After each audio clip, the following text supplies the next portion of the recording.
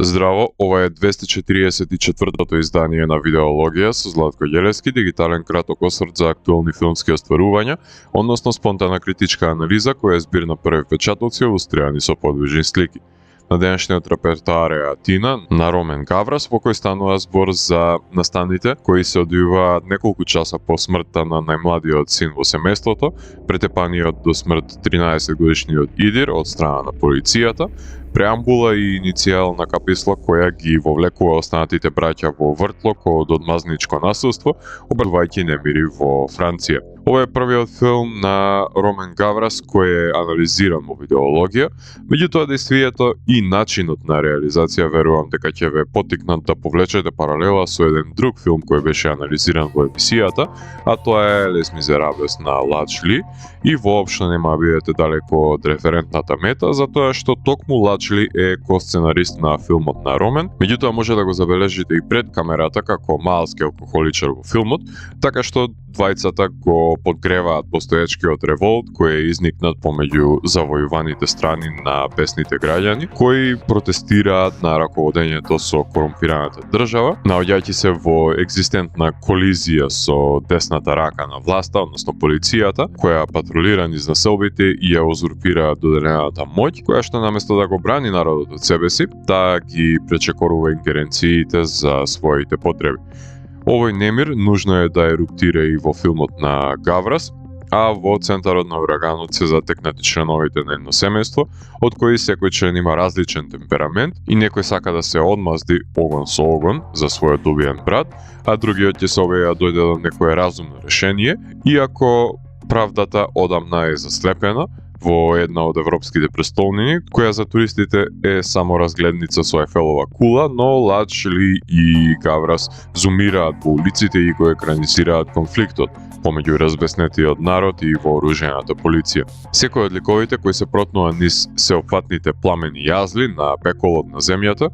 има собствен миг на себеосознавање, односно едно мигновение на екзистенцијалната оддишка, кај што додека се разорува светот наоколу, може да дојде при себе и да контемплира што бара насреде хаосот и каде да оди потоа. Трагедијата ги сближува благодарение на одлуките кои ќе ги донесат во тие круцијални мигови. Населбата во која е ситуиран филмот, тој микросвет станува центар на збиднувањата, кои ја осликуваат непомирливоста која тлее во народот, а насилството има намера да биде екзорцизам, одигрувајќи улогата на катарза при смрт на недолжниот народ. Се сеќавате на Асолт од Дистрикт 13 на Џон Карпентер, па додадете само повеќе гориво на тој филм пред да го запалите, затоа што и оваа француска тврдина е подригорозен атак.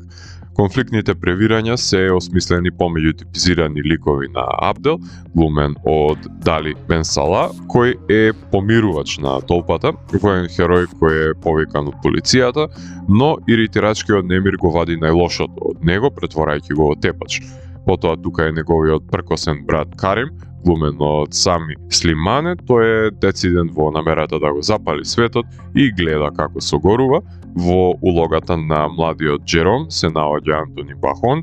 тој е бестрашен полицаец, фрлен насреде лудилото, затекнат на територијата на непријателот, а Моктар, глумен од Уасини Ембарек, е капиталистот помеѓу бунтовниците, кој што сака да има профит дури и во војна, кој не е заинтересиран за судирот на идеали, туку сака да си ги задоволи себичните финансиски пориви. И тука е терористот Себастиен, глумен од Алексис Маненти, кој бензинот го полева со религиозен фанатизам, кој се потентно орудие за замрсување на грчката трагедија, во која се допираат горливи проблематики на рамниште на класизмот, расизмот, ксенофобијата и останатите изми, деривативни категоризации со кои се двои народот во населбата Атина и пламнува огорченост помеѓу жителите од втори и трет ранг, мигрантите од Алжир, односно побуна на аутсайдерите, маргиналците кои се малтретирани од полицијата со децении. Тој разјарен пламен пали секаков молотов коктел. Оваа година можев да се навратам на ран на Куросава и тврдам дека Ромен успеал да засади една семејна трагедија насреде воен филм во мало, кој иако ги нема боите на ран и впечатливиот диалог за значењето на постоењето, ја има жестината на непокорот. Епската димензија е заеднички чинител на овие филмови. Во овие поставености системот е скршен и иреверзибилен, притисокот води кон ерупција, а од мирот нема ни трага ни глас. Прашањето е во какво светло ќе се прераскажува символизирањето на француската Атина, местото кај што биле сотрени домашните терористи во граѓанската војна или пак епицентар на зародишот на слободата. Синот на Коста Гаврас, Ромен, застанува зад камерата снимајќи видеоспотови на модерни хип-хоп и електронски артисти како Mia, Justice и Jamie XX, а ангажиран е и за рекламните видеа на Adidas, Yves Saint Laurent, Dior и Louis Vuitton. Првите документарни филмови кои ги снима се посветени токму на артистите од музичката сцена, како што се документарците од 2008 година насловен Le Mathématique du Roy Henok и Across the Universe за турнејата на Justice. Првиот долгометражен игран филм кој го режира датира од 2010 година и гласи Our Day Will Come, во кој му глуми одличниот Винсент Касел, кој е психијатар на црвенокосото момче кое е малтретирано на училиште, кој ќе посака да оди во Ирска, меката на сите црвенокоси момци, кај што нема да биде исмејан поради неговата коса. Вториот долгометражен филм е The World Is Yours од 2018 година, во кој покрај Касел глуми Изабела Аджани, поради кој го погледнав, меѓутоа не бе презадоволен од калакурницата која ја предизвикува преамбициозниот дилер на наркотици, кој што ќе треба да се носи со неговата напорна мајка од една страна и тајните друштва и раскошниот живот на богатите од друга. Продучерот на Пенелопе Сфирс снима филмови за избраници од криминогените движења, млади опортунисти кои се обидуваат да го остават својот потпис на асфалтната џунгла, но мислам дека Атина му е визуелно највпечатлив енергичен филм, како што ретко кој може да сними, возможувајќи да го долови гневот на младиот французин. Со Ладж Ли се составен дел од францускиот колектив на филмаџи Курт Ражам, кои со нивните филмови го надополнуваат Метју Касовиц и неговиот култен Лахаен. Најпрви мора да се истакне директорот на фотографија Матијас Букар, кој што толку високо ја подигнува естетската граница на првиот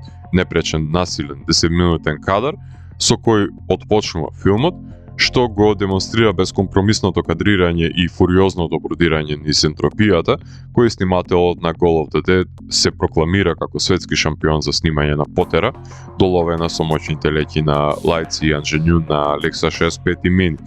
Да не се залажуваме, долгите кадри се комплексни за кореографирање и снимање, меѓутоа ја доловуваат илузијата на натурализмот во кој камерата не се одвојува од ликот и не му дозволува на гледачот да земе воздух, туку да биде повлечен во наративното цунами, а камерманите си ја подаваат камерата додека се одвива потерата, наместо да се замени опасното снимање со мрзеливиот зелен екран, сет и визуелни ефекти. Пламењата и пиротехниката и тоа како придонесуваат за убедливо згрбчување на ликовите во вулканското окно, понекогаш дури и преубедливо, со оглед на тоа што толпата во масовните сцени умее да се судри со камерманите. Камерите не снимаат сами, ама ретко кој е свесен за тежината која е зададена од предизвикот. Монтажерот на Шейтан, Бенџамин Вейл, ја создава илузијата за долгиот кадар во постпродукција, шиејќи го од 7 пократки, за да ја долови илузијата дека гледаме кадар секвенца. Тензијата веќе е постојачка во визуелниот материјал, неговото успешно завршено задолжение е да го образува ритамот во кој ќе биде доловено и пролонгирано тензичното чинодействие.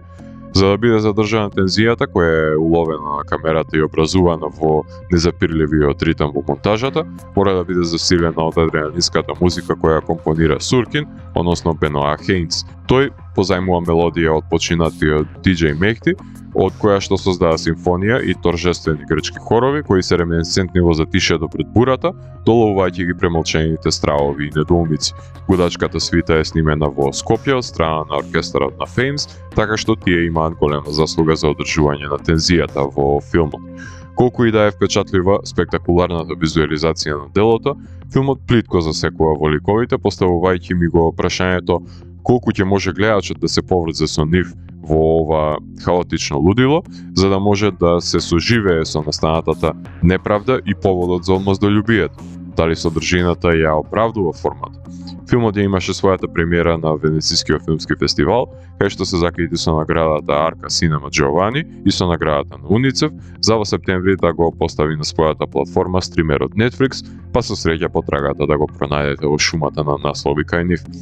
Гавра сними модерен, урбан, агресивен филм, кај што го канализира гневот кој е заеднички именител на протестантите и на полицајците, кои се служат со вокабуларот на насилството едни против други, а Гаврас го потсетува гледачот дека во оваа пресметка не пребројани се човечките жртви кои секогаш се колатерална штета, која настанува само затоа што зборот ја има загубено својата функција, бидејќи никој не сака да го сослуша што има да каже незадоволниот. Делото е синематско предупредување за ескалирање на насилството до кое не смее да дојде. Ако морам да го евалуирам, тогаш Атина од мене има 4 од 5. Доколку ви се допадна 244-тото издание на дигиталната архива Видеологија, лајкувајте го видеото, споделете го и следете го каналот. Посегнете и постанатите рецензии на виртуелната полица. И благодарам за вниманието. Поздрав!